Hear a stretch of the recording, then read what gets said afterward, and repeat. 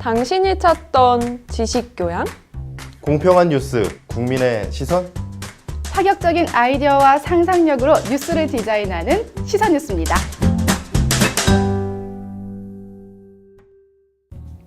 안녕하세요. TV 지식용어 박진아입니다. 논란과 이슈가 동시에 되고 있는 SBS 드라마 리턴. 이 드라마에서 주로 논쟁이 되고 또 사건의 발단이 되는 법제도가 하나 있습니다. 바로 촉법소년이죠. 드라마는 바로 이 제도로 인해서 극중 주인공인 최자의 변호사가 복수를 해가는 과정을 그리고 있는데요.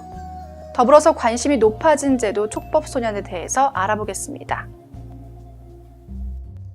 촉법소년을 알기 위해서는 우선 소년법 적용의 세분화를 알아야 하는데요.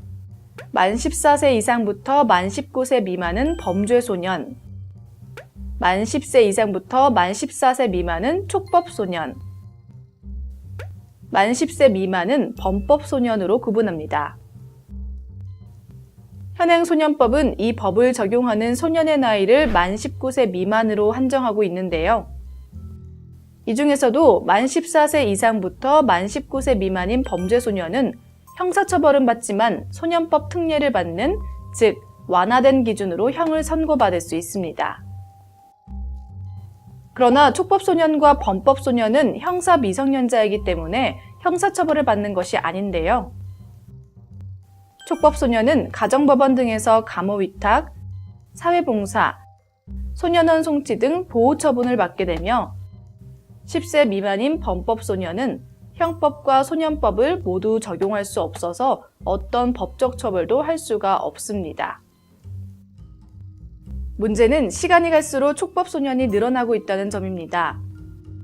그 이유로는 첫째, 미디어의 발달로 인해서 어린 시절부터 많은 정보를 얻을 수 있다는 점. 둘째, 성장이 빨라지면서 외형적으로 성인과 비슷해지는 시기가 빨라진다는 점 등입니다. 드라마 리턴은 바로 이 촉법소년의 기준에 따라 실제로 범죄를 저지른 4명은 봉사활동 등의 처분을 받고 친구들에 의해 범죄를 저지른 것으로 되어버린 1명은 소년법 적용을 받으면서 생겨나는 일들을 이야기하고 있습니다. 청소년들의 범죄가 늘어나고 그 수위가 심각해지면서 촉법소년에 대한 평가가 다시 이루어져야 한다, 이런 목소리도 늘고 있습니다.